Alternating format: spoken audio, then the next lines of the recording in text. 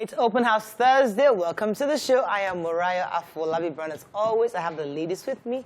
YK in the building. So they are wearing these really flowery trout. What's happening? I'm going to a wedding. You know, on Tuesday, I went to the traditional wedding. My brother's adopted son, one of his adopted, got married, the traditional, on Tuesday. And today is the main wedding. And he's marrying an Igbo girl. And so very colorful. It's totally different from the Yoruba that I'm used to. Totally different. Are you for real? So they will bring in the things, they will negotiate. We will take this amount, no. The whole family will say, no. And they speak in Igbo. Yes. So we had to have Igbo interpreters, you know. We had interpreters. Somebody, my brother's, one of the teachers, my husband now came. He was the one. The mothers don't talk, it's the fathers. The fathers family.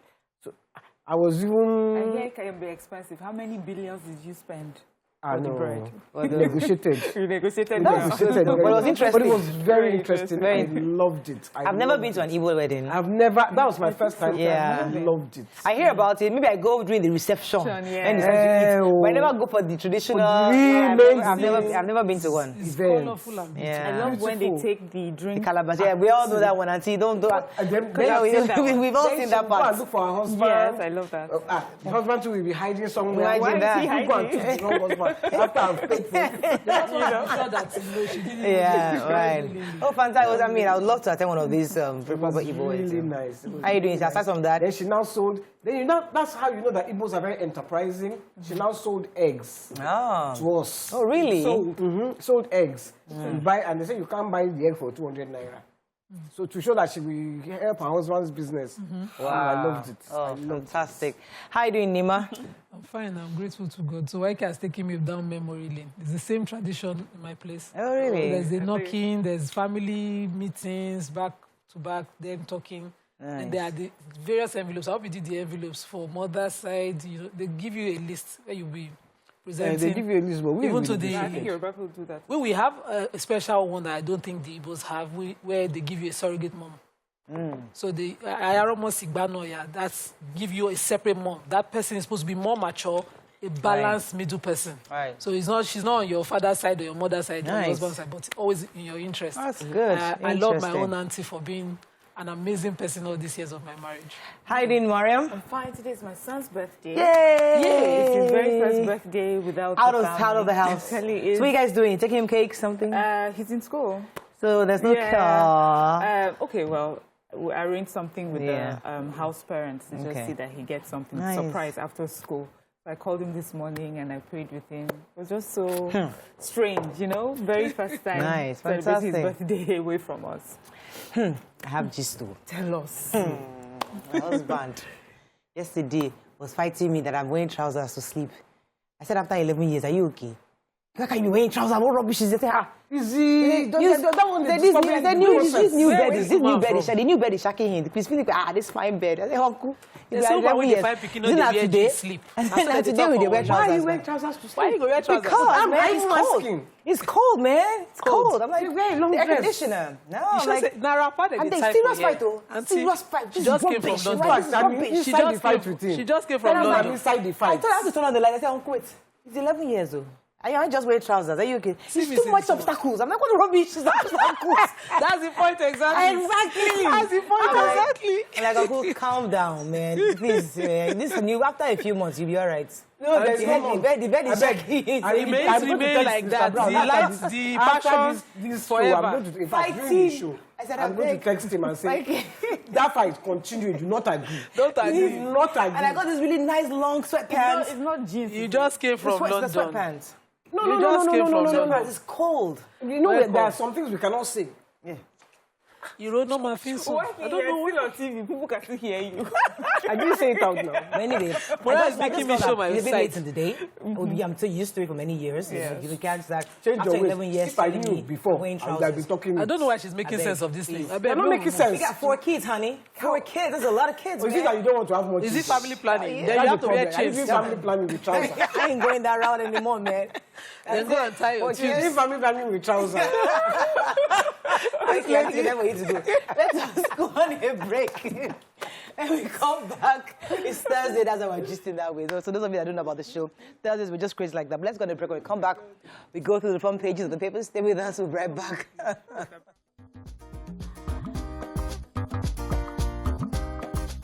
Stay tuned. Your View will be right back.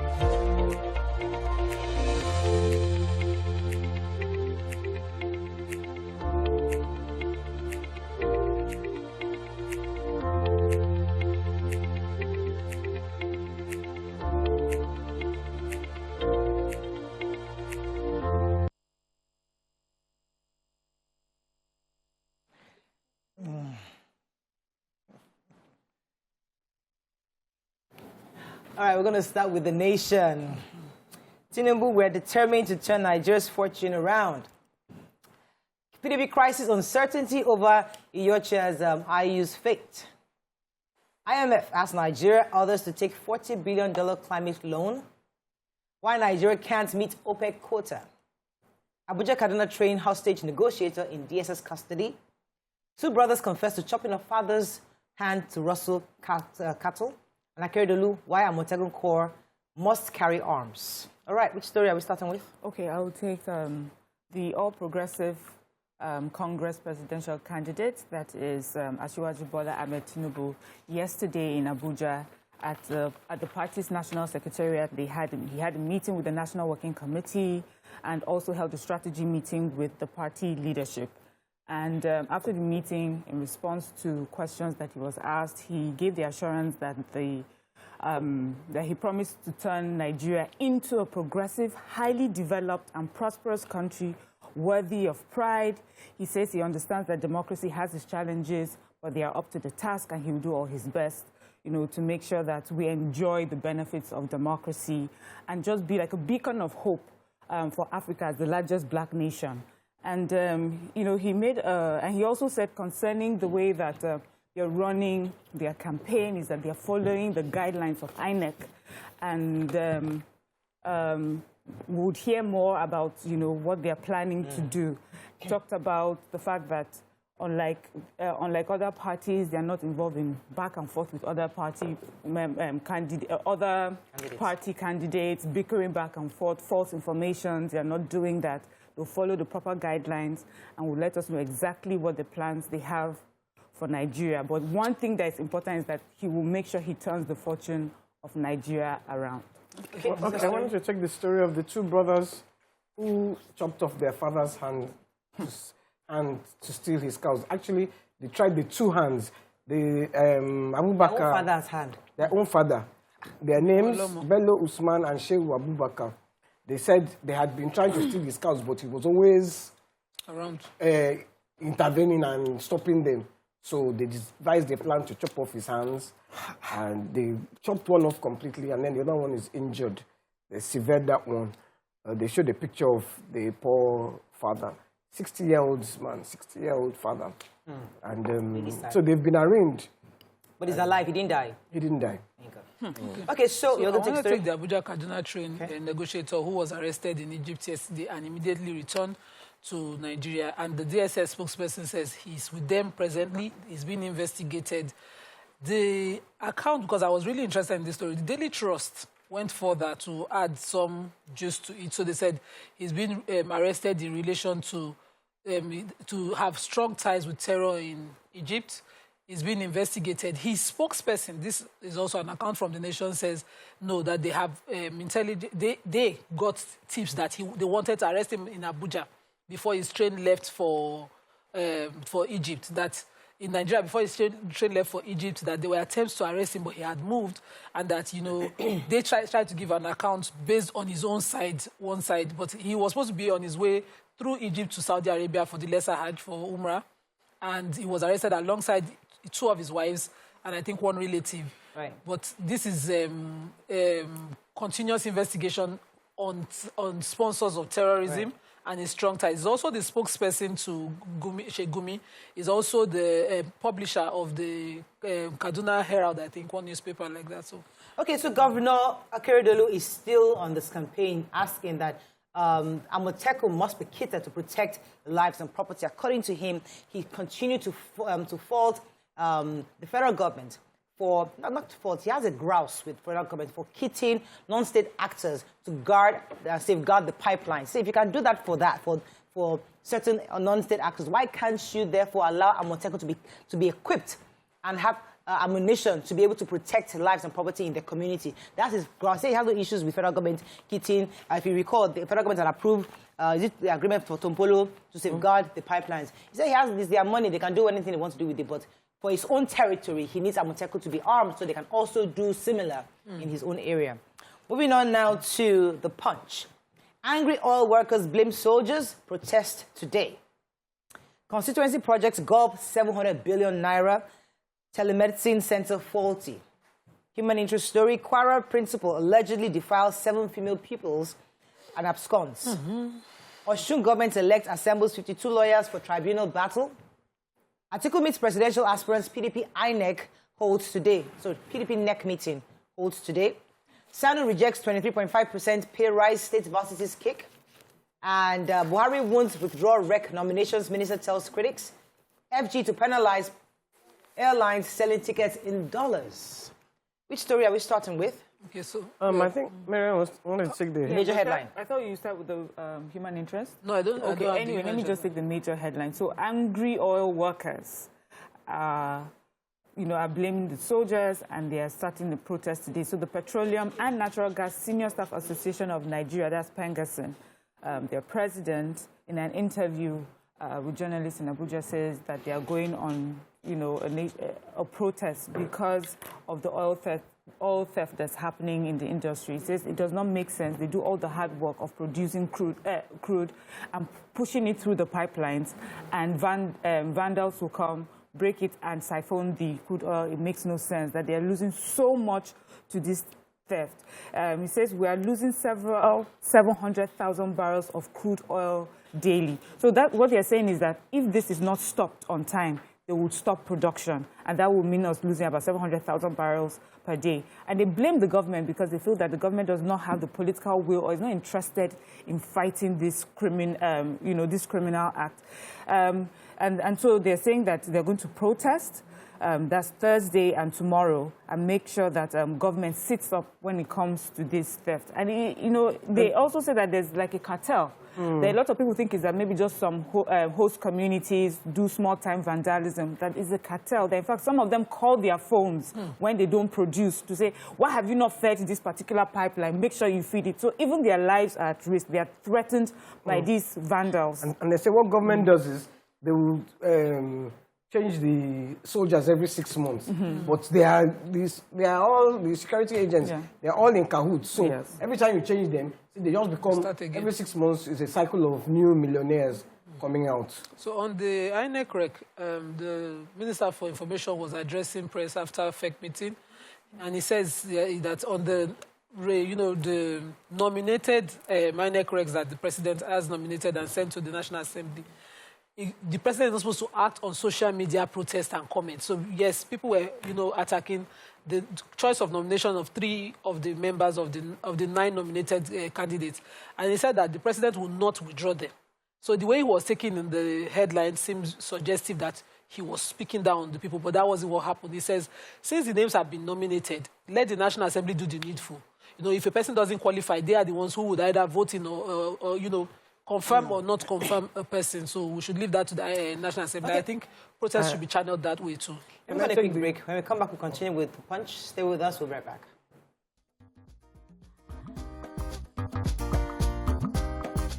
Stay tuned.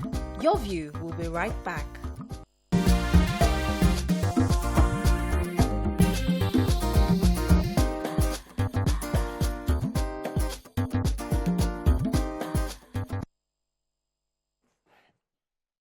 Thanks for staying with us. We're still reviewing Punch. YK had a human interest story. Yes, the Kwara State principal has allegedly been defiling his students.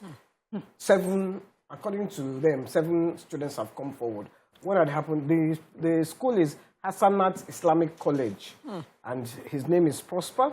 That's the only name that they gave us. His name is Prosper? The principal. Okay. His name is Prosper.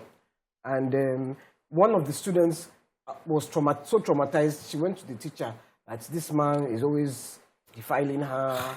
And so the teachers formed a kind of clique and then decided to investigate. And they started investigating, and then they checked their phones. He was sending WhatsApp messages to them, voice messages, telling them, oh, you are the sweetest lady. What? In fact, So I can't. The thing is that he wrote there, he typed in his, I can't read it here. Horrible man. Excuse me. But once the principal got wind that they are investigating, he took off. And when they called him, he says, no, they should forgive him. It's the devil, I'm sure. Of course. It's part of the grooming process, when they just send you all these messages, trying to soften you to that point. Really sad. Let me take this story. The federal government, the Honorable Minister of Aviation, Hadi Sirika, has said that they will penalize foreign airlines who are selling their tickets in dollars. If you recall, there's been an issue with a lot of airlines saying that they cancel their flights from Nigeria outward because they are unable to repatriate their dollars back to their country. We're having dollar issues, obviously. So the minister was saying specifically, let me read his words, says that what's reaching, but never just disappears. Reaching us to us that some airlines are refusing to sell tickets in Naira. That is a violation of our local laws.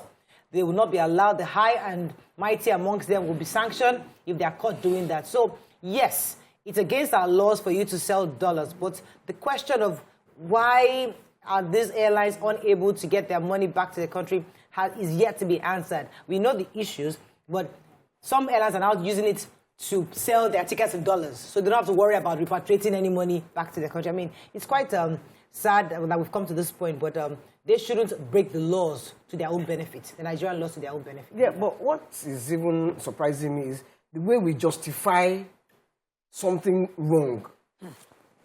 And you justify it. You can't justify, you are not paying these people their money. If you pay them their money, the issue will not arise. And then... you don't have dollar to pay them. That's the issue. Then let them collect their money in dollar. Because you and I pay for our tickets.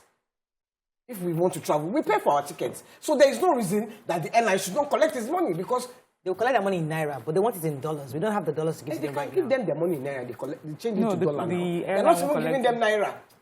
They're not giving them Naira. It's the problem. Would the airlines collect Naira? Seriously, the international ones will not collect Naira. Money is not that valid. Nobody wants your Naira. So if you give them in Naira, they will go and change it. Where would they change it now? We have to change it for them and give it to them. Let's move on to daily stuff. We have to move on. PDP crisis, Wike Makinde blows hot. FG to descend on airlines selling tickets in dollars. I took that already. Terrorists raise funds through non-formal transactions, reveals DSS. Brain drain, government warns young doctors. ASU, no going back on no work, no pay policy, says federal government. Anglican primate cautions against religious and ethnic politics. FEC approves 829 million naira for road linking Anambra, Enugu State, Basa with Kuwait. And Tinubu dismisses Obi Atiku as threats, says no rift with Adamu. Okay, which story are we starting with? In PDP, in Daily Sun. Can I take the terrorism story? So the yes, of course, DSS again was speaking on how terrorism is being funded in Nigeria. And they talked about how it is not the conventional ways that we would look forward to. They are using non-conventional means to fund terrorism. And it was at an event that the spokesperson for the DSS was speaking on how the funding is happening. I think we would quickly link it with the story I took earlier on, the arrest of the negotiator. So now they take monies in Nigeria and they spend these monies unconventionally through means that will feel untraceable. So I think they're doing the right thing. I can't find the story picture, so all my details are okay, why can't I wanted to take the federal government has reminded the medical doctors seeking greener pastures abroad that it's not a bed of roses and that the Nigerian government has done a lot for them and has sponsored their education. The head of the civil service, Dr. Folashade Yemi Esan, said, gave the warning at the Nigerian Medical Association's to the Nigerian Medical Association, telling them to tell their doctors that it's not a bed of roses out there. And because we are struggling to go abroad, they now pay, they don't give you your own worth. Because there are too many Nigerian doctors, so they're just undermining Nigerian doctors with their pay. And I do agree with her, because the Nigerian government has paid for your education. I think the least you could do is serve. But if we serve, well, that's another hot topic. If we serve, how are we being compensated for our service? That's the real issue. And do we have the right equipment to help us function optimally? That's another problem. So what should we do? Start with students' loans then? As I you said, pay for your education yourself. I have always said... So you can do what you want when you go. Nigerians don't want to do that. No, they just don't want to do that. They don't want to do that. They like freebies, you know. Want to give. Subsidy, we like them to give. Pay subsidy for us, everything. While the whole world is paying this amount, we don't like that. We don't like to. We like to be pampered. Anyway, it's only Nigeria. I don't, maybe Ghana. I don't know. Education is so free. We subsidize education. If we try to do that here, quite NLC will carry placard. Even you people on this table too carry placard. But we cannot afford it. Why NEMA will be the first to carry placard? So which placard? Which placard? They always carry placard. You can't increase taxes. You can't. They can't remove subsidy. They can't remove subsidy for education. Nigerian will say it is hard. If you give me what I pay for with tax, I will pay. Can I move on to Vanguard? Will you give me my pension after paying tax? Allow us do it first, at least. Morale will not want to hear that. No, some of us pay it has tax. happened. We know the issue. Listen, we all know we can all write a book on the issues of this country. All of us, we know the problems. But somebody must be willing to say, okay, let us start. Let us do a 360 and see if something works. Moving on to Vanguard, it's not our hot topic. Let us not derail. Field, how PDP government candidates brokered peace with Wike. 2023, Tinubu tackles Obi, says party not threatened by fake statistics and jabs. Okada riders snatching our wives. Yep. Let me read that again. Okada riders snatching our wives, says protesting police constables for real. Yeah, I took that. Okay. Alleged fraud. Niger Assembly recommends suspension of 15 local government chairmen. 2023, Buhari can't withdraw nominations of 4 Rex nominees, says federal government. Over 60,000 apply for 10,000 vacancies in police recruitment. Bridging. FG pays 103 billion naira to marketers in 8 months.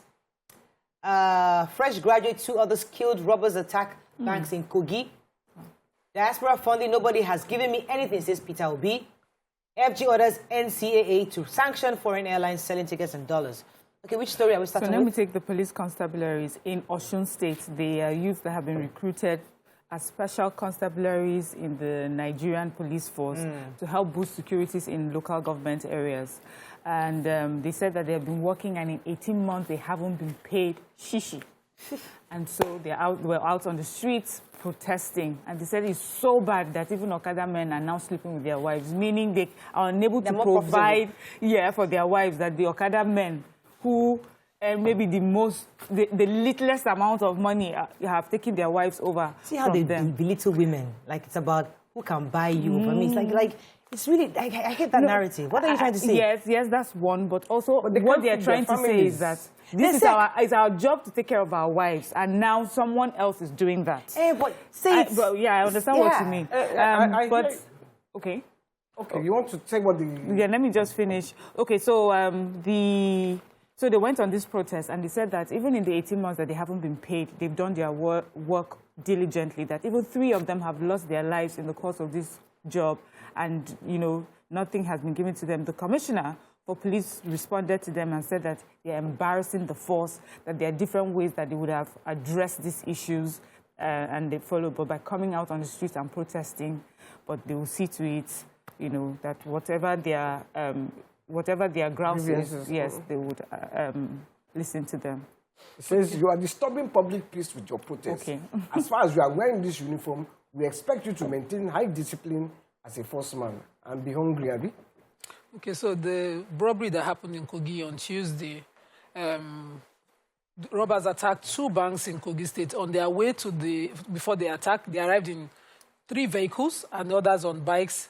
It happened in Ankpa, local council area of Kogi State. And 3 people were shot. A young lady, a young graduate, ready for service, and 3 others were killed by stray bullets, of course. They attacked the police station first before they went on to attack the banks. And, you know, killing like that just happened. Consequent upon that, other banks closed quickly and shut down. I hope that this robbery, you know, of course, aided with CCTV evidence of the attacks will be easy to solve. Yes. All right, that's all we can take on Front Page Review. When we come back, move on to our hot topic of the day. Stay with us. We'll be right back.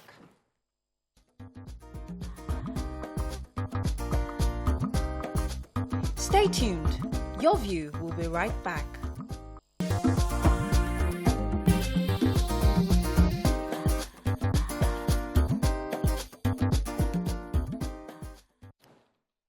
Thanks for staying with us. Join us on the show to discuss more on palm tree farming, the palm oil industry, and more. Is the Group Managing Director and President, Flap Corp, and Asset Rise Limited, Mr. Oluwadurotimi Ojamamoye. Welcome to the show, sir. Good morning. Good to have you. Awesome, ladies. Good morning. Thanks. So tell us about the palm oil industry and how it's doing in Nigeria at this time, this era. Thank you so much. The palm oil industry is one of the very thriving agricultural produce in Nigeria right now. We understand this palm tree farming over 60 years in Nigeria. To our partners, the Okitiba Oil Palm PLC, they have these trees planted well over 60 years ago. Until today, those palm trees are still fruiting. So I'll give you short data. They have 10,000 hectares of palm tree farm across 9 communities. And in revenue, that is worth over 42 billion every year. Today, a keg of palm oil, 25 liter, is 27,000 in Lagos. Back in 2019, it was 8,500. Now, to the local farmers who we are partnering with and have taken their produce from them, during this era of economic meltdown and downtime, they are smiling to the bank all the time because they earn more as their palm trees are fruiting. So we can say that the palm oil industry is contributing very well to the agricultural sector in Nigeria in terms of productivity and also revenue at large. Could you explain to us this, the palm tree farming and the real estate approach with it, especially the palm tree estate project that you have in Ekwe? Thank you so much. So from our background, like I said the other time, growing up from a father who owns acres of palm tree farms, and to our project in Ondo State, back to Lagos State now, the Palm Ridge Estate is a community of palm tree farmers that we have identified to create in a place like Ekpe. Now, beyond the economic value of palm tree farming is the ecological support those trees will provide for that zone. So imagine an area like Ekpe where you have the Alaro City, the Dangote refinery not too far off, a lot of emission into the ozone layer, and now having a palm tree farm where you have over 42,000 trees that are going to be grown in this area. So beyond the community of landlords who own this Palm Ridge Estate, earning from their productivity in palm oil and their land appreciating in value over the years, the Palm Ridge Estate will see it as an iconic project that will support the state, Lagos State itself, and even Nigeria at large. As you're talking about, you know, the climate, global warming, and all of that. Yes. The last time you were here, you talked about how, you know, investors were coming in, so you buy a plot of land, own the palms, and you help farm, and, you know, manage the plant. I want you to elaborate on it. Thank you. So we know there was an era in this country where we have the agri-tech companies, and they give me 100,000 and enter so patent. And we saw the story of how that works. And we know the Nigerians have burned their hands, and we can't keep repeating such models. So what we have created is a model with real estate where you own your land, and we plant trees on it for you. You make the decision to either outsource to us to help you manage your trees by harvesting, But the value for the farmers, for the landowners now is that Ekpe presently is the fastest growing community in Lagos and even in West Africa, to the much of the development going on there. And when you buy a plot now, it appreciates over the years. Now, beyond your land appreciating in value, you now have cash crops on the land that are going to be generating revenue for you.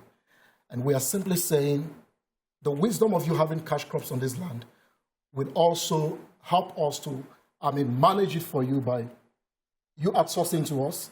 We're going to be building an automated mill in this estate to support the community of palm tree farmers, and we can take their bunches and mill and sell back to the market.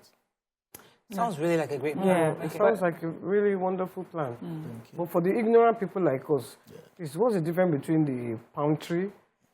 Because I thought it was only coconut trees you could get in that area because it's close to the sea. Yes. I didn't know you could get palm, the ones that's the one that has palm kernel, Abi. Exactly. So can you just tell the... Okay, so in Ekpe, precisely, you have more of this farming community. So last 2 weeks, the governor just launched the food hub in Ekpe, in K2 Ekpe precisely. That area of Ekpe has more of loamy soil than the other area where you have the sandy soil that you can plant palm trees on. Those sandy area can only grow coconut. But this mountain can grow palm trees. And with the water area there, the palm trees survive more in mangrove area. So this area in Ekpe is going to have more of... Is this the one that has the palm wine too? Yes, the palm oil. So you can also sell palm wine and... Palm oil, palm kernel oil, even the local soap, which is Oshedudu now, is produced from the palm tree shaft. So there's a lot from the palm tree that we have really ignored over the years. So all these things now, the value chain, would you say that we have enough equipment on ground to do that, or are we exporting our raw materials still in large numbers? How is it working, and what is the future for you? Okay, so I think this model has worked over time. You have bigger companies like Yokumo Oil in Edo State. Kudos to the government supporting them there. Over 17,000 hectares, automated mill, producing all kind of products from palm oil. They produce soap and all kind of products from the palm. So the value chain can be fully maximized in Nigeria, just like you have in Malaysia and the rest. Do we have only in the Lagos? Government is supporting. So for what we are creating in Lagos right now, we're going to have an automated mill that have the capacity to maximize this value chain. So that means the price of palm oil will come down. Yes, it will come down, but presently, because the government has been so wise to stop the borders and importation of palm oil in, and over the years, Nigeria has not been able to produce enough palm oil to even service our citizens. So we import palm oil. And, yes, we import the larger consumption of palm oil in the country is imported. And right now, when the borders are closed, you saw that the palm oil industry is thriving better. And more investors are coming into the country to do that. If you drive through Odogbolu, by your right-hand side, you will see over 500 acres of palm tree probably being grown by one of our elite. So we think to ourselves, like Lagos, where is the land in Lagos that you are doing hectares and hectares? It's not the same Lagos that you can almost draw it in 2 seconds. Where in Ekpe, is there still land in that Ekpe? Yes. So the assumption most times that there is no land in Lagos. But when you go to Ekpe, in this very area, the government still have an area that is reserved for the government with 16,000 hectares plus. That's well over a large community. And presently, where we are going to be building this palm tree, we have 700 acres. So there's a lot of land to still practice agriculture. Let me be clear what you are saying. So this morning now, you're telling us, just like you did the last time, that if you would like to invest in palm oil, we can come to you. So either you buy the land, and then we lease it out to you to grow the palm oil, the palm trees. Whenever I am ready to build my own house, come and carry your trees. Please give me back my land. I want to use it. But at least I will get a percentage from what you use because you're going to process the palm oil, correct? Exactly. How do we reach you if you want to tell us the phone numbers and details? So thank you. To reiterate your point again, now the value chain for the palm-rich estate, what we have done differently is we can't concentrate only building residential estates. We have agricultural estate that we can maximize. So we have created the palm-rich estates and agricultural estates where people can own units, plot hectares, and when you own this unit, you plant palm trees on it. You outsource to us to help you maximize. And over the years, your land is appreciating in value. Later, 30, 20 years later, this same estate can be converted into a residential zone. And you have Can you tell us how much the lands are? Presently, we are selling at 1 million naira. As of last month, we had a promo of 700,000 naira per plot. So presently it's 1 million naira per plot. Our details are on the screen. If you contact us, we'll be able to say more to you. And lastly, as a cooperative, I would say kudos to the Lagos State government for creating an enabling environment for businesses to thrive. So as a cooperative, we have over 9 estates that we have done within the span of 2021 and 2022. Palm tree estate. Palm tree. And why do I say this? We are directly regulated by the Lagos State government. Our books are audited by the government, and due process are in place to make sure that these businesses thrive. So you can't run away. We know where to catch you. Exactly. If I give you my 1 million, then I'll be looking for you everywhere. We have this estate largely subscribed already. And what was that thing? The microscope. You don't just so we can go to Lagos State government and find you. Binoculars to find you have the Lagos State Regulatory Body for Cooperative in Alausa here. You can even search us online, Flapcop. Our office is in +5 and +50 Magodo Phase 1. And also, we are also licensed by LASRERA, the Lagos State Real Estate Regulatory Authority. Don't do it, that's all. Your money don't finish. That's all we can say. Thank you very much, Mr. Flap Co-op. That name is very complicated. What is Flap Cooperative. Flap Cooperative. Okay, all right. Thank you so much. We'll definitely contact you. Your numbers are on the screen. We'll definitely be in touch. Thank you so much. Thank you so much. That is all we can take on the show. When we come back, we'll continue with the show. Stay with us right back.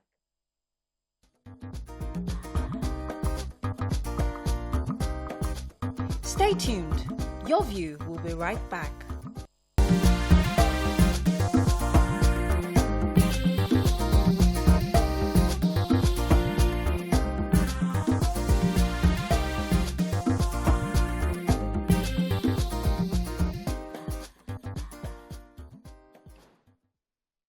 Thanks for staying with us. So last week, a news broke that broke a lot of hearts of many Nigerians about an alleged sexual defilement against a minor by somebody quite popular in Lagos State by the name of Dr. Femi Olaleye. The news got out on social media last week, and it got a lot of attention. And this news was initially broken by Princess Damilola Adekoya, she's probably known as Princess, on social media. And then the conversation was taken up by Kate Henshaw. And from then on, lots of comments on social media concerning this very popular doctor in Lagos State. When it comes to the issue of sexual violence against teenagers, youngsters, it's a story nobody wants to talk about and hope never happens to a loved one. But the truth is that in the past years, we've had to face the reality that these are things that we must talk about and bring on the front burner, because every child deserves justice if indeed they were defiled. We all experienced the issue that happened with Baba Jesha, and we're grateful that investigation went on, and then he was convicted finally. This case also, Princess brought out the issue, and we're going to be having Princess in a moment to tell us exactly how the news got to her and what she found out, and then we'll take it on. Hopefully at some time you get to speak to the police to know, because yesterday in Vanguard specifically, I read that the case is yet to be filed to court, especially because this case was brought to the police March 19, 2022. And the civil society was wondering 6 months later, we're yet to file the case in court. What's delaying it? So these are the questions we're going to ask. But first, let's speak to Princess. So we have on the phone Damilola Adekoya, probably known as Princess, to discuss this issue of violence against minors and this particular issue against Dr. Femi Olaleye. Good morning, Princess. Are you there? Yes, I can hear you. I'm here. Good to have you on the show. So we know how passionate you are about this matter, and I mean, many Nigerians have celebrated the fact that the past case with Baba Jesha came to a conclusive end. In this situation, these allegations are pretty stringent, and they are against somebody that is well known in Lagos State, I mean, Nigeria across also. So far, it's a social media allegation, I would like to call it, because we're yet to see it in court. But tell us exactly how the news was broken to you, and what you heard, and what exactly has been done so far from your end. Okay, thank you very much. So Dr. Femi Olaleye was actually my friend up until when I heard this news. And I met him years ago through someone. I had screening done at his place, and since then we've had projects done together. Now, because of his nature, he's very friendly and, very passionate about what he does. We keep recommending him to other people. So I think about a week ago, his wife called me, and she knows I'm his friend. So she said, haven't you heard? I'm like, hear what? And I was like, what's going on? And then she told me, oh, he had been molesting her niece, blah, blah, blah. And I was like, are you joking? She said, no. Now, let me correct something you said. Maybe you got the wrong information.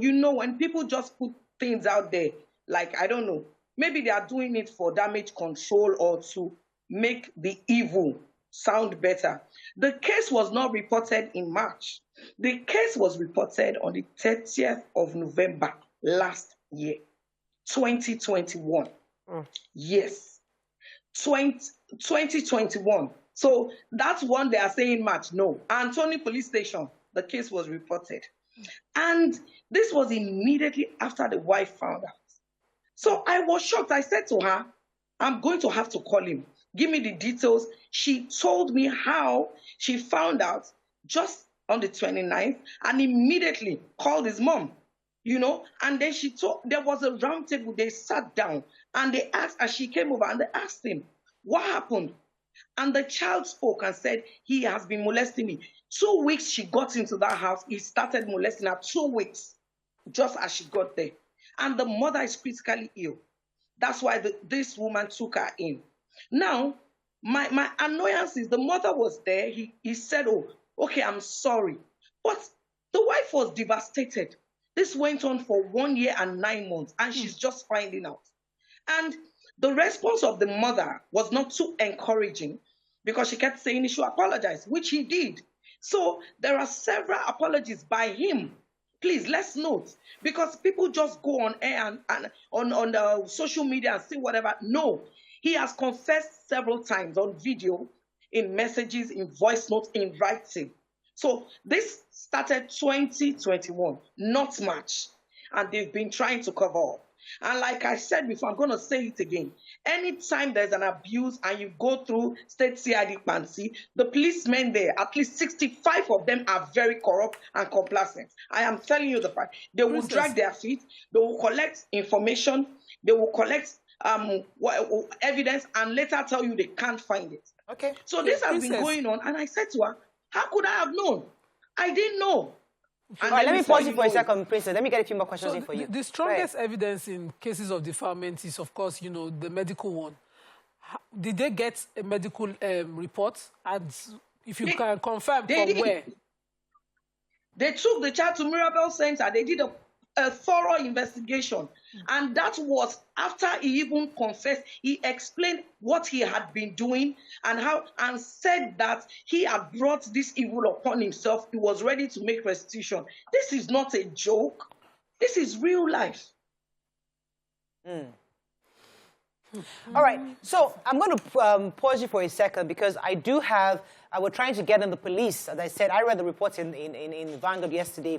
But, I mean, because I think Dr. Femi Olaleye is somebody that he's a friend of the house too, because he's been on Your View several times. He's been in my church recently. I've been tested. In fact, he did my cryopractor, whatever, like this cervical thingy. I went to his test. I hope you didn't go for screening there. I went for screening. He screened me. Because it will shock you. It will shock you to know that Dr. Femi Olaleye, even from very reliable resources, puts a hidden camera so that he can watch his patients later. But this is many years ago. So the point is that the reason why, because I also know him very well, and he's somebody that has also screened me personally. So I had to put a call through him this morning to let him know we're going to be discussing this matter. And what he did was that he said he's going to send me his official response. So I'd like to also read that to Nigerians. So we have the balanced conversation here. According to Dr. Femi Olaleye, and this is the message he sent out there to his partners. He said, "Dear partner, I am sorry to inform you that my organization and my name is on social media for the wrong reasons. I underestimated the situation and thought it was a domestic issue being weaponized by my wife and those who are encouraging her to destroy our home. But now that it's out there on social media, my person, my work, my corporate and individual partnerships and friendships are being threatened by this business false allegation. He says, this regrettable situation has been on about 10 months. So verify that you're right. 10 months.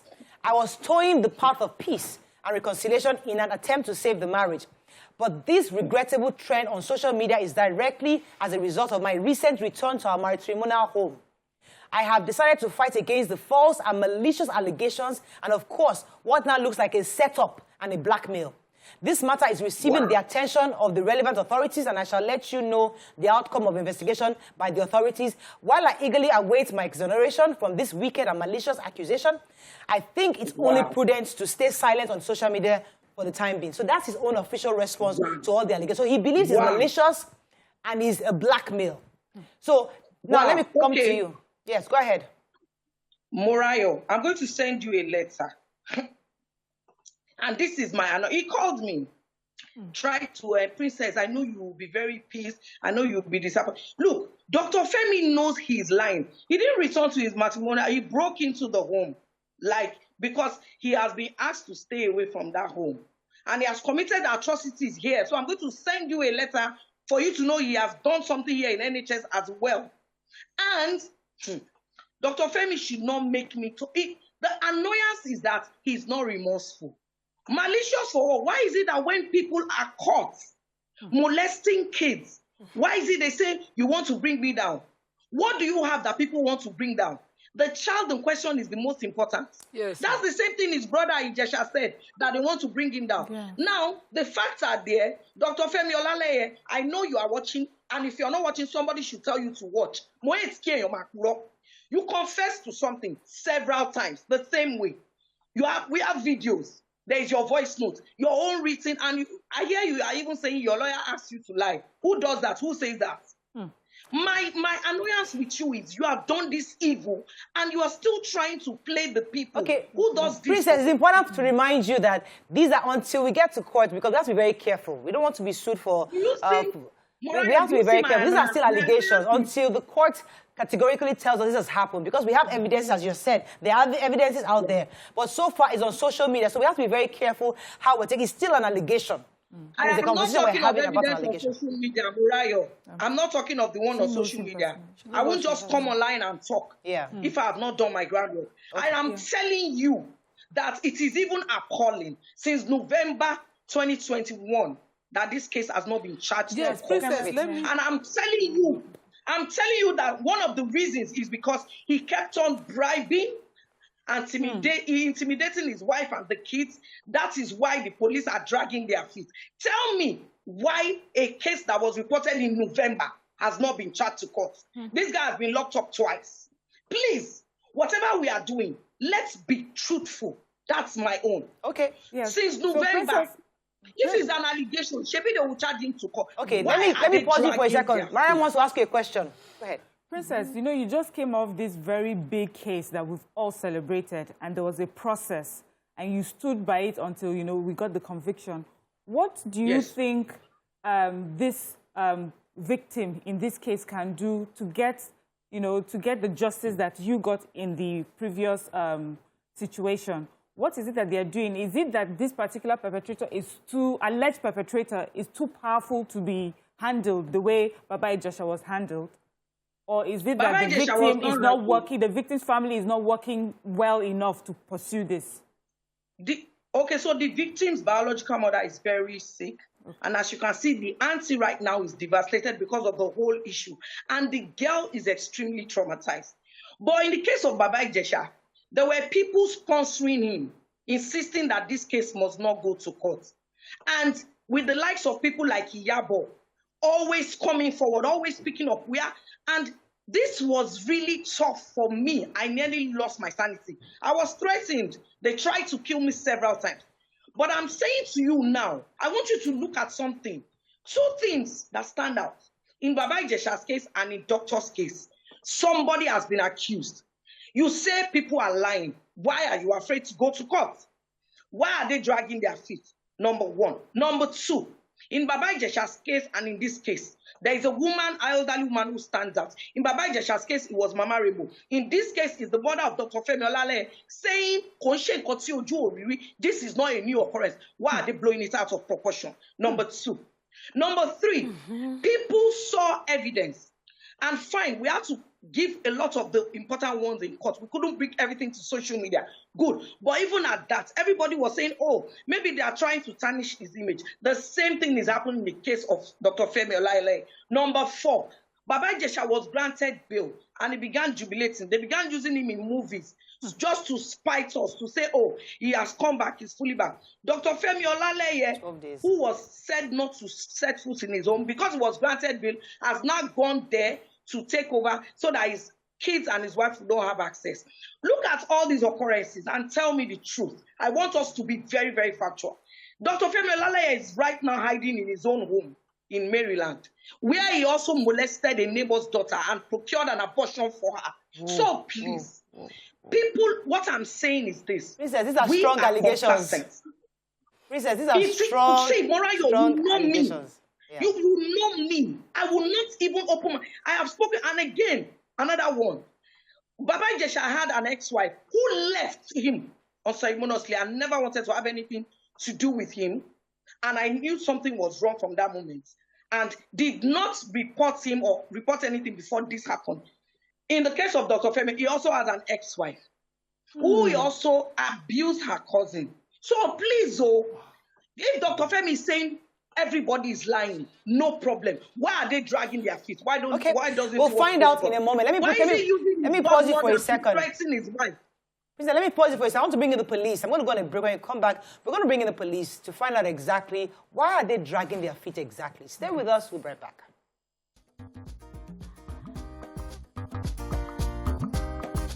Stay tuned. Your View will be right back.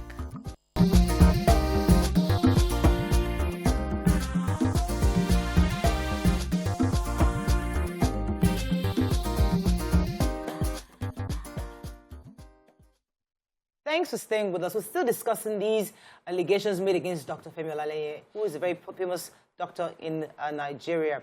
We've heard from Princess, who was the one that actually initially broke the news. We've heard an official statement from Dr. Olaleye himself, which I read. Now we're going to be speaking with David Hundeyin, who is a PRO for the police in Lagos, to tell us, give us an update. Sorry, Benjamin, I do apologize. Benjamin Hundeyin, he is the spokesperson for the police here in Lagos, going to tell us exactly, giving us an update on the case and answer the question everybody's asking. Why is this case not being charged to court? Good morning, Benjamin Hundeyin. Good morning, sir. Are you there? Good morning. Good to have you on the show. It feels good to be on the show today.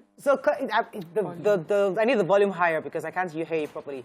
But So far we've been discussing this matter, the allegations leveled against Dr. Femi Olaleye. And the question everybody's asking is, it's been 10 months. How come this case is yet to be charged to court? Okay, now we need to get something clear here, that this case was first reported to the police March 2022, this year. So it's not 10 months like some people are saying. Okay. And why the case hasn't been charged to court is because of the complexities of the case.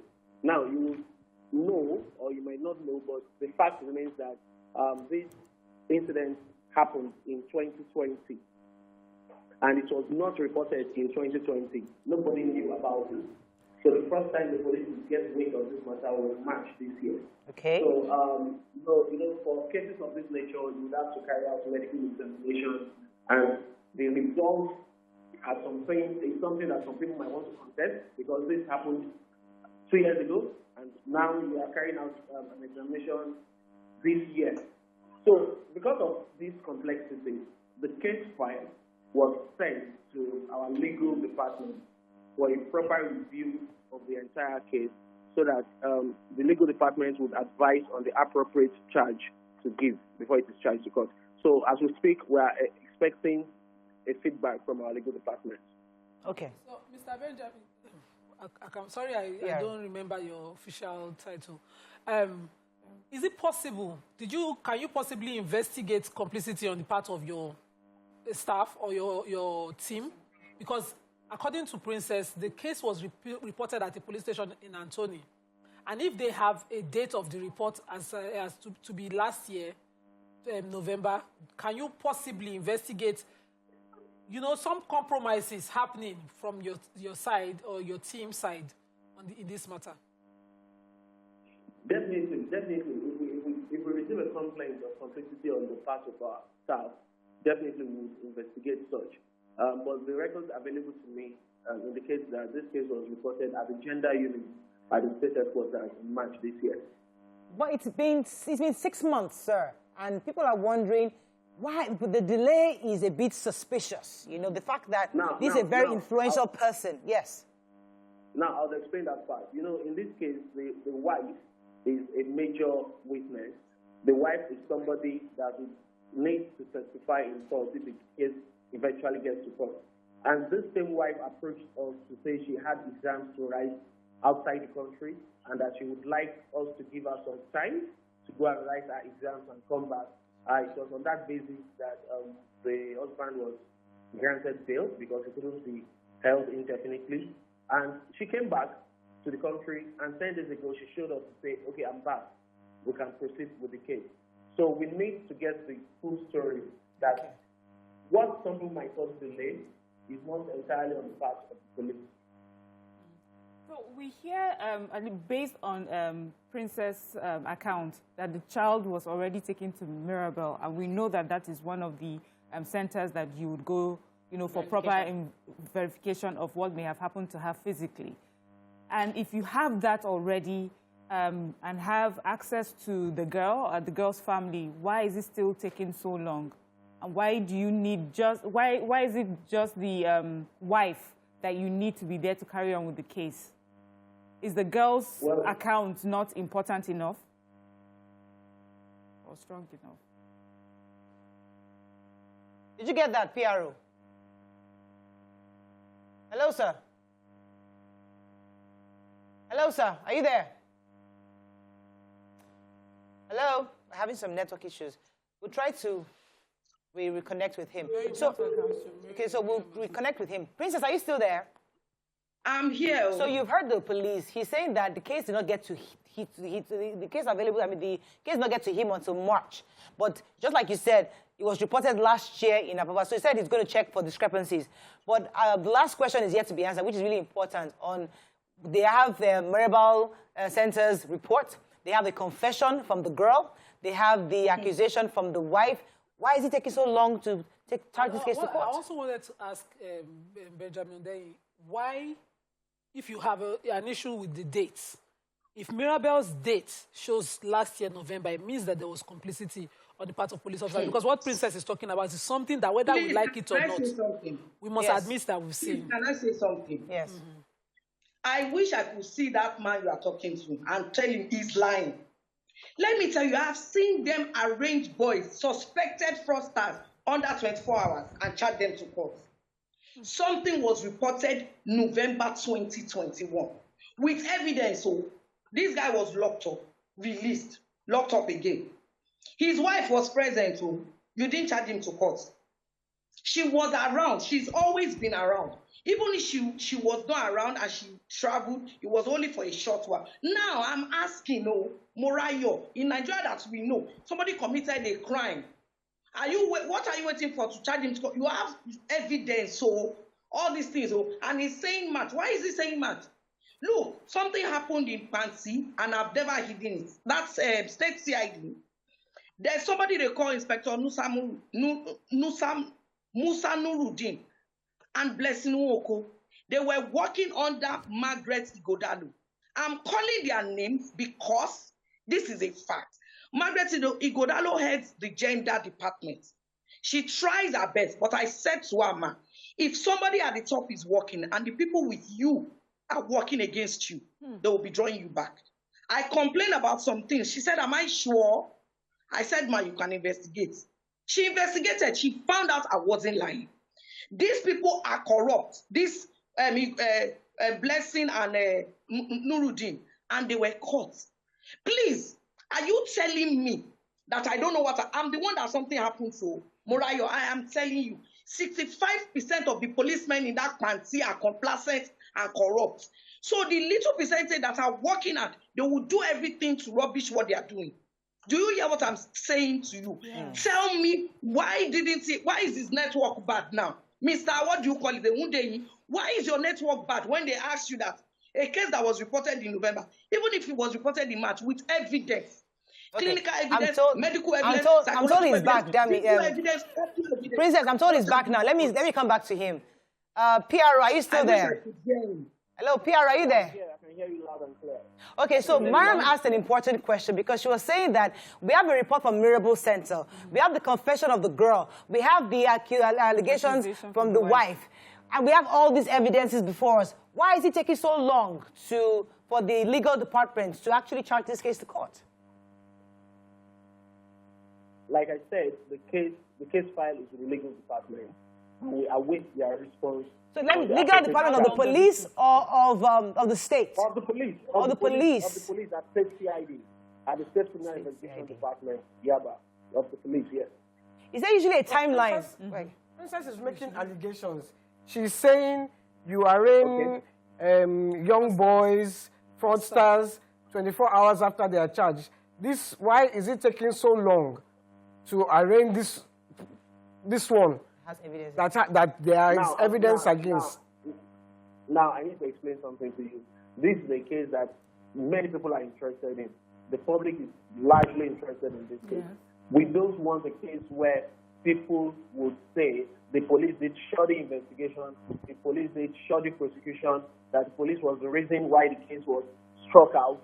Now, to get a watertight case, it will be better for the wife to also be there to not just submit a written statement, to also testify. So I don't think it will help anybody if we would just wait for the wife to be prepared to be back in the country to charge this case. That's on the one hand.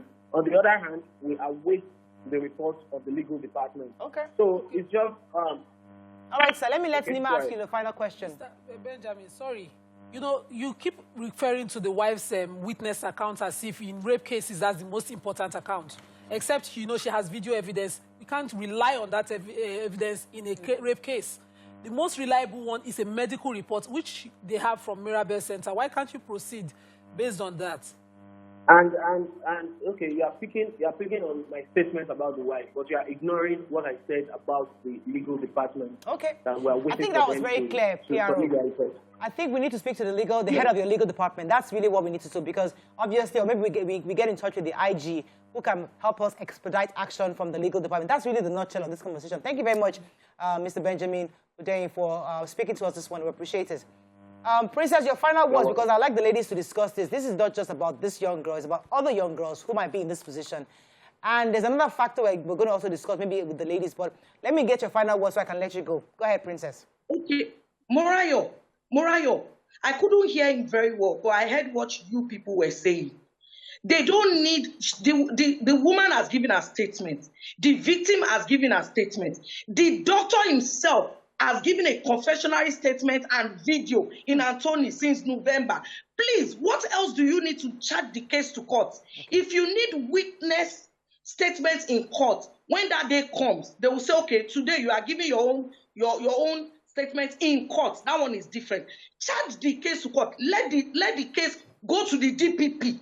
The police are dragging their feet because of Femi's godmother, and I have told them it won't work. This is clear, Morayo. Princess. You cannot say it has taken you this long to charge someone to court with all these evidence since November 2021. YK has a question for you. And you're telling me that something is not wrong with the Nigerian police force. Okay. Princess, you are making some serious allegations against certain people. You have said that he has video cameras in his office. Yes. A lot of the ladies, even on this table, have been examined by him. Do you have evidence to prove that he has video cameras in his office? Have you seen the videos? My sister, when we get to that bridge, we'll cross it. But I'm telling you, if you've been examined there, Elodira, you know I will not just come and say I'm telling you, Elodira, you don't know anything. But Morayo, I'm going to send you some things. Please, Morayo, I'm going to send you some things after this interview. Okay. That's Mr. Onde, how I wish he can face me like this. Because you can see he's not answering you directly. Me, I'm answering you with facts. Tell me in which country or continent a rape case from November last year. The person has not been charged. If he's not guilty, please, why are they dragging their feet? Okay. And he couldn't even answer you directly. I think that has been communicated. Let me let you go. Is dragging their feet. That's been communicated. Thank you very much, Prince. Let me let you go at this point. Thank you very much for joining us on the show today, because as I said, this is an issue that every person in Nigeria is very concerned about. I'll go on a quick break. When we come back, the ladies will now express our thoughts on all that's been said so far. Stay with us, and we'll also get to calls and tweets and also your messages. Stay with us. We'll be right back.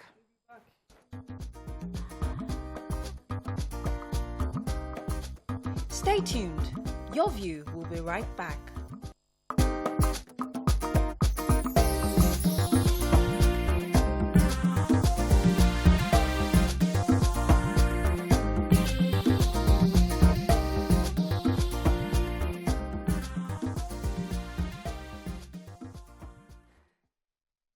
Thanks for staying with us. All right, so Princess said we should dira, but I think more seriously, this is a really sad situation because there's a child involved, and a lot of young girls go through this, and they have nobody to fight for them or defend them. And when we see these kind of opportunities, we bring it on the front burner because we need to set a new precedent to ensure that these girls get justice if indeed they were defiled. In this case in particular, you've heard from Princess, you've heard from Dr. Femi Olaleye, we've heard from the police. And the concern we've talked about so far is the fact that the legal department of the Nigerian police are dragging their feet for at least 6 months to charge this case, or a year, to charge this case to court. And that's questionable. That's one angle. Very, very. There's an angle of the fact that the wife is being alleged to be trying to victimize or to blackmail her husband. I don't know what, that's what according to Dr. Olaleye is saying, that she is having these malicious allegations against her, which is, according to him, is false, and he's trying to blackmail him. I don't know what that is about. And thirdly, there's a part of the elders, you know, like Mama Rainbow in the other issue, and this one, the allegation saying being held against the mother of Dr. Femi, saying that she was saying that there's nothing, this is nothing new under the sun, in a nutshell. That they should forgive him, that, you know, because we all heard the audio where she was telling the wife that, listen, my son can't die, you can't kill my son. There's nothing that he has done that's not been done before in the world. These are. You heard that audio? Yeah, I heard the audio. And I think it was Princess that sent that audio to me. You know, there's nothing that the world has not heard before. You know, that these are things that her son would not die, and that you know, at least he has apologized, stuff like that. So there's that part of, okay, where do we draw the line between culture and a case like this? You know, because people say, he's your sister, he's your brother, he's your daughter. Please, now they know how we do it in Yoruba culture. Just let us not shout it too much. We'll find a way to resolve it within our family. So that's there. Those are the 3 different areas I'd like us to discuss. Which other one jumps at you? It's 4. It's 4. Which other one? Betrayal of the trust of women who know how serious issues around women are, who have put their cause, who have joined this cause, who have trusted a medical foundation. People will say, don't go to an individual, go to an establishment. Yeah. Who have trusted and put their words, the Kate Enshos, the other ladies, people who have put their stake on it, people who have sponsored free clinics on Fridays, and women whose bodies most likely might have been violated in a very, very negative, covetous way, as reported by or alleged by Princess in this situation. Because I have had to see, all my life when I saw fertility doctors, I saw male fertility doctors. One of them, the particular one of them, did something that I thought, kill me, in checking if I was ovulating or developing. And I felt violated. I cried that day till the next day. I don't understand why, when women now, you know, medically in Islam is the only reason a male can touch a woman. And if I allow that exception, why should I be abused in a way that I feel so insecure? I remember that day, usually I go with my husband for each of my fertility treatments. And I said to him, I said, I can't visit you. And he said, come for this particular check. It was transvaginal scan. He said, come for this check on a weekday. I said, my husband will not be available to come with me. So put it back on weekends that we usually come. He said to me, if you don't come this weekend, I will not be in Lagos by weekend, so I won't see you. And I needed to be sure I was ovulating. So I went on my own. And that was the day that it happened. So sometimes these situations, they are not ordinary. You know, I don't want to see this. And I believe that if an allegation of this seriousness is made against a person who has a professional reputation to prevent, you don't wait for police. You don't wait a year. Right, let me take this call from Timmy from Alimosho. Timmy, are you there from Alimosho? Yeah, I'm here. Thanks for calling. Go ahead, please. Yeah. As a married man, you see, the closest person to you is your wife. You understand? I feel,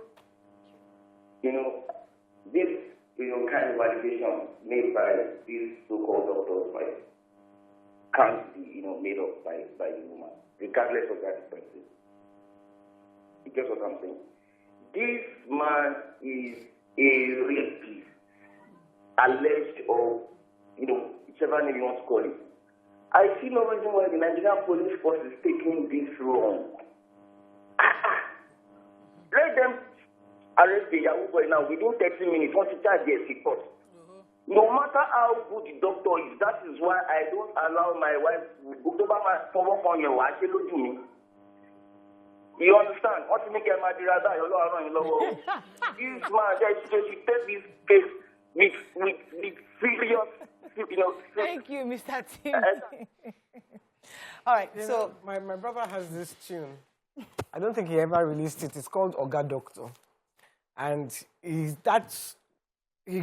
composed that tune because of his wife at the time, her experience with her gynecologist. And he didn't like it. He didn't like it. So in that song, he says, we need our women to treat our women for us. Why will a man take his nonsense hand and put it in my woman's... So men generally do not like male gynecologists, especially if they're not above board.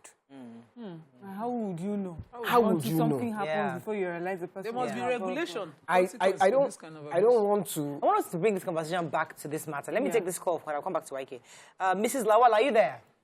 Yeah, good morning. You're live. Go ahead, please. Good morning, Morning, madam. Please, I just want to contribute to what you said.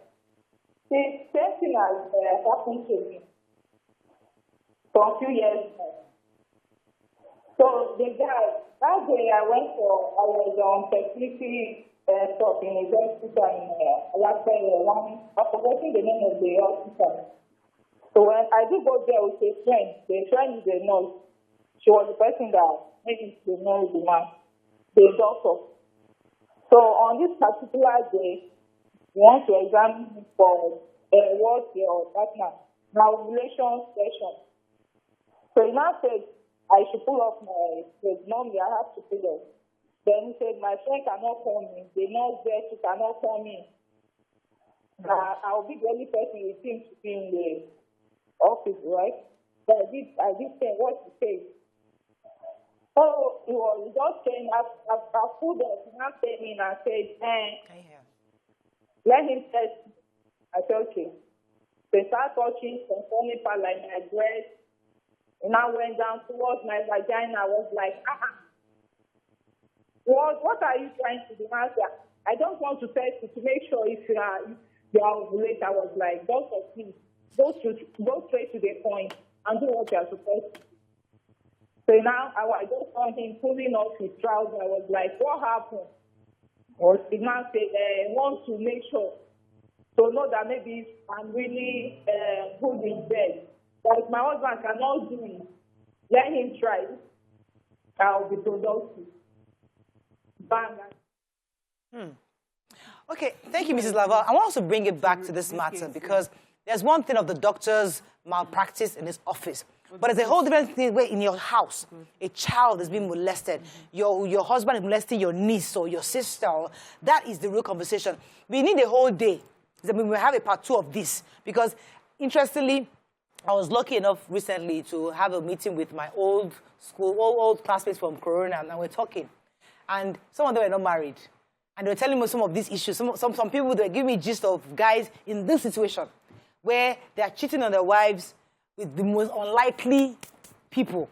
And the reasons they were giving, I was like, hey, we need a show on this. But that's a different matter. But let's come back to this girl. Why are husbands, even did this happen, it's still an allegation, why would you molest somebody, a niece, a minor? That's a crime. See, that the wife even reported this knowing how a lot of people like to cover up. I mean, I commend her, and I also commend Princess for constantly using her voice, being that loud voice in the wilderness. This is not an easy thing to come and say, to call out somebody, especially someone who is, well, who has influence, you know. And, you know, sometimes I'm afraid for her when the way she talks, and, you know, she calls out almost everyone. And I just say, well done to that. We have constantly said to people, you know, when you see something, say something. But I know that with this sort of case, it's because the people that are the perpetrators are husbands, fathers, brothers, you know, if they are male, or aunties, uncle, mothers. They're so close, they're close family members. It's hard to want to call them out for their bad behavior. You're afraid of what the consequences and repercussions will be on their lives, on their careers. And for them to, I mean, for his wife to have done that, we thank her for that, because it's also about that child. Eventually, that child, a lot of the victims are further victimized because no one wants to call out the adult. But this child will forever be grateful to them that they are, you know, her experience is not being pushed under the rug, and allow a child, apart from the trauma of being abused by an adult, just the trauma of being re-victimized and made to shut up and made to live with what it is that has happened to her and pretend it never happened to her. And let me take this call from Chude, because in fact, maybe we should go pack this story. As I say, it's a bit under investigation right now, but we need to talk about it based on the fact that it can happen to anybody. Let me take Chude. Chude, are you there? Oh, I'm so sorry. So I wanted to quickly say that, you know, to join Miriam in commending the wife, you know, for a woman to do this, not sacrifice family for marriage. What you see women do is when incest happens, mothers sacrifice their children for their marriage. Women sacrifice their cousins, nieces, sisters for their marriage. Children for their marriage. So for a woman to say, I would risk it, whether it's a false allegation or not, I'm saying that she even tried to report it. It's commendable that she did the right things. She went to an institution, she reported. Such a woman should be encouraged by the system, not frustrated. By the system. Because it is 1 in a billion. It is rare to find. Yeah. We don't see women come out like this. Let me take this call, I'll come to you. Chude is back. Chude, are you there from Berger? Yes, Morayo. You're live. Go ahead, please. Yeah, good morning, Morayo, and the ladies of and others. Yeah, ladies of the table. It has been a long while. Yes, good to have you back. Yes, I want to comment about what you are talking about. Yes. You see, in my place, there is an adage that says, when a child is crying and pointing at somewhere, if you go there, it's either the mother is there or the father is there. So what Princess is saying, if you investigate it, she has a point, something is there. You see, I happen to have that experience going to a gynecologist who is a male with my wife. The way that man handles women is what I don't like a bit. And I don't think I can tolerate it. That is the reason why that period I decided to leave that hospital, because the man is not doing his job. And again, I am wondering, why is it that a female doctor consultant cannot handle the issue of a fellow woman? If it's left for me, I would say let the women go to the female doctors, let the men go to the male doctors. Because we hear a lot of nonsense going on. I have that experience.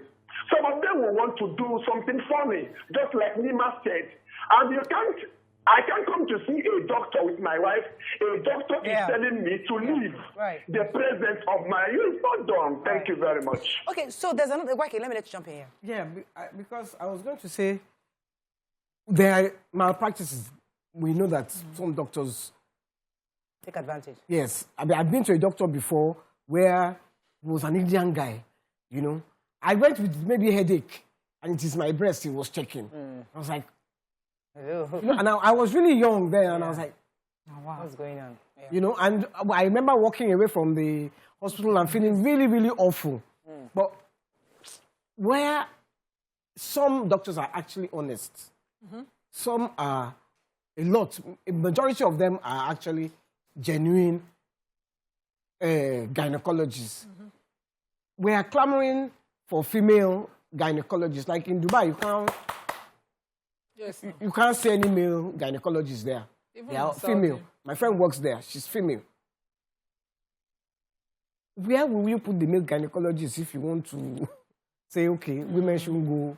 Yeah, but why? There's a procedure. So I saw several male gynecologists. That's what they witness with you. That's what they do. There's one in Surulere. He was examining you. Was a female nurse be there to whenever you're doing that procedure, there's always a female nurse. Then there's always a covering. And every procedure he explains, but you would know those ones, not him. Yeah. I don't want to use the word. Those ones who they would disregard you when they want to do it. Yeah. They are so confrontational. There's a language. I remember that particular one. If you don't come on Wednesday, I really will not be able to, and you know, this month will just pass. I had to start searching for alternatives. Then when the hospital changed that gynae because we raised that issue, the next gynae would regard you. He's elderly. He will talk to you about the procedure before he comes into that procedure. Then there will always be the matron, not just any nurse. You usually would request that the matron sets up the place and waits there before he proceeds to do it. So you know you're at least you're protected. That's what the responsible ones There's another angle that we've not talked about, which I think is important, because I know the Nigerian police are trying really hard to clean up their image. You know, they come up with all these tweets, keeping us informed, trying to tell us they send their officers new uniforms. They're doing a lot to begin to implement some of the things we demanded in doing NSAS.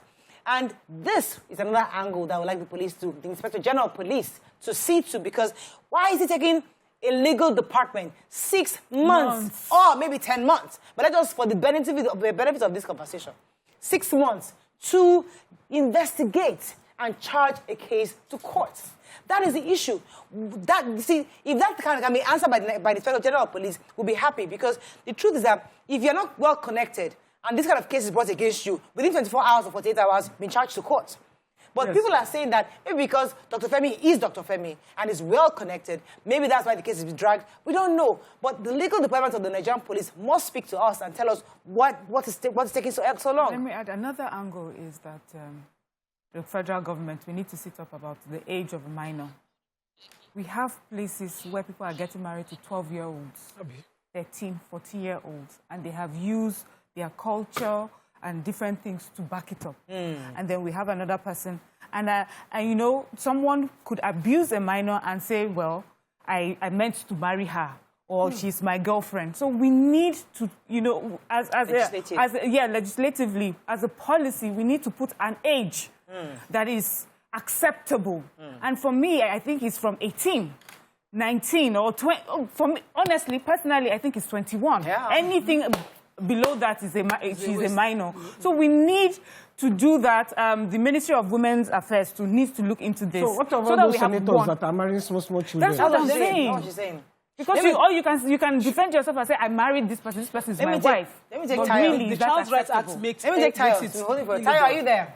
On the crowd. Yeah. You're live. Go ahead, please. Yeah, first time caller. Welcome to the show. Yeah, I've always been trying. Concerning this issue, I have 3 kids, and one of the things I do while my wife was pregnant was that anytime she goes for hospital, I'm always with her doing scans and others. But concerning, this is not an allegation, but concerning the doctor in question that was mentioned, last week my wife was telling me about this doctor. Because in our hospital, in our former office, there was a time they did the cervical screening stuff, and it was the doctor that led the team to come and do it. And she now mentioned it to me that this same man, my wife also was watching online, this same man, after examining her, told her, woman, don't you have a child? She said, I have 3. He said, but you still look very tired, that you have cheated nature. And she said, I have a 3. Via CS.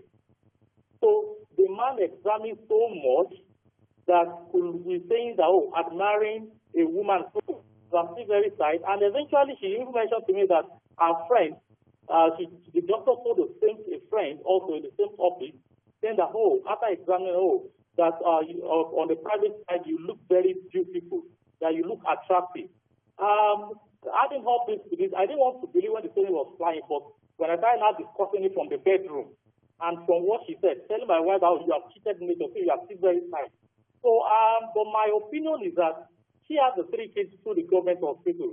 I guess, sadly, for now, we are not hearing these things from the government hospital, general hospitals we have in Lagos. Right. All right, so these kind of things happens around the world. You know, molestation, medical malpractice, where you take advantage. And because the system protects you, if you make a report, you're almost sure that you get some kind of justice. And the reason why we make it such a big deal here is because many of these cases go unheard. Nobody knows about them. In this case in particular, our desire is that the investigation is expedited and taken to court. But as I said, there are still allegations. I mean, as much as we like to assume this is exactly what happened, it's always good to hear both sides. And that's why I had to call Dr. Femi this morning, because I know him.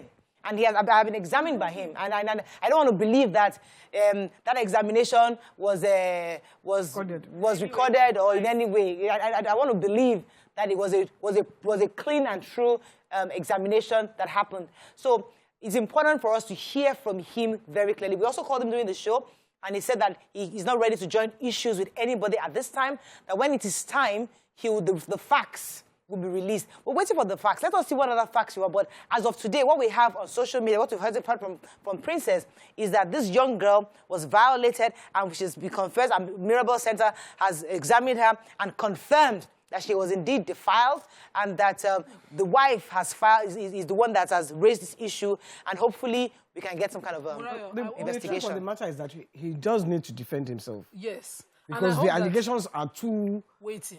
Yeah, for him not to at least come out and make a statement, deny, or, you know, he really does need to defend himself. He needs to either not be there, not that a clear case of setup. You know, his statement, the statement bothers me. He said, this is for my wife. Yeah. He made it a domestic issue and then said that this is a clear case of setup. Yes. You don't want to be set up by a girl under 18, under the Child Rights Act. Or by your wife either. No, leave your wife issue. If they are setting you up, let it be a girl above 18. Under the Child Rights Act. Oh, I just got what you're saying, that even if he's going to set you up, is he a minor? Okay, got you. No, don't just be set up. Have a clear case. It's either I did not do. It's a case of I did not do safe. Let the fact just say he because did he's it. a really popular, big... I mean, these are people that... I mean, there was an event he did that about 10 governors' wives showed up. These are Dr. Femi now, a phone call and everybody's lining up. Very high net worth person. So women. And I can understand. He's very popular. I mean, he's like the reference point for breast cancer. When you think breast cancer, the first thing you need is Dr. Femi Olaleye. So that's why he needs to say something. He needs to hopefully defend himself and let us know what happened. Yeah, he needs to have his day in court. When it's in court, they don't say anything. If the case is already with lawyers, they don't say anything until the case is done. But with the police, they've said that they have not filed it yet. So I feel that this is a good opportunity to speak up for himself. I'm sure they will file it in the next 2 weeks. I hope so, because the idea is that the reason why we cannot just look away, because it could be your niece tomorrow. Yes, it could be somebody's child tomorrow. It could be somebody. So we cannot see a case like this and look the other way. We're doing it not because of this case, but for other cases. We need to let the police know that we are watching and we're putting them under pressure. The legal department of the Nigerian police, because the police has made a lot of allegations against the Nigerian police, and they must come out to show otherwise. I still can't forget this young kid that they brought on our show. That was defiled by her. Oh, yes, that little girl. You know, I remember that. I wonder whatever happened to her. Still disturbs me till today. And I do not believe that child got justice. She was about 3. Little girl. Yes. Little child. Little child. And the police at that time covered it up. And I can never forget it. Yes, I remember that case. Let's take a few comments on social media so we can run off. We have to wrap up the show very soon. A few good comments or not so. Let's not get any. Ugumole says, here in the UAE, every obstetrics and gynecologist doctor or specialist have female assistant with them. What do these vagina and all gynecologist assessments for them? I see why Islam protects women's privacy now. Tom Odim says, if Nigerian police really want to work, they do. But if corruption is involved, they compromise from sex scandal issues. Yeah, so Williams Olajimoke says, I believe this is where women should step up and support this cause. Breaking the barrier is not just about mouth. Everyone should come out and see judgment delivered. Rolake says, we have been silenced by society to conform with things that are absurd because the truth has a price. If the adults refuse to stand for and by the truth, we will continue to breed a toxic environment. God bless Princess. Ayobam King says, sexual assault is not based on your professional. Any man if he do such should be dealt with. Doing such should be dealt with. You're saying male medical personnel using their professional doing such is not really truth. What about pastor, imam, teachers, neighbor, and so on? We took one this morning on the front page. On YouTube, there are some arguments. Some are saying, how do you know he's guilty, you know? So, but we have said it here that it's alleged. It's an alleged... Okay, we have to wrap up. But as I said, he has to come out and defend himself. We have to wrap up. But as we said, these are allegations leveled against a very notable, locally and internationally recognized doctor who has done a lot of good work to help breast cancer in Nigeria. I mean, we cannot totally even look away from his achievements in cervical cancer and breast cancer in Nigeria. This is a man that's done a lot of... So he's highly revered and respected. So when an allegation such as this is leveled against him, it's not something we can just talk without proper investigation. That's why this case has been taken to court. And has been taken to the police, reported to the police, but it's yet to be taken to court. And we're wondering what the delay is. And we understand the police might be reluctant for various factors, but we are hoping that we are joining our forces to pressure the police to do proper investigation. If at the end of the day, Dr. Femi Olaleye is exonerated, absolutely. Everybody goes back, life goes back to normal, and then he can begin to rebuild his reputation. But unfortunately, if he's indeed found guilty, then he has to deal with the consequences of that action. So, but either way, investigation must go on, and the case must be filed to court, so we can have proceedings, and we can follow the case. That's really what Nigerians are asking this morning. Nigerian police, the ball is in your court to do the needful. That's all we can take on the show at this moment. To see you tomorrow. Bye for now.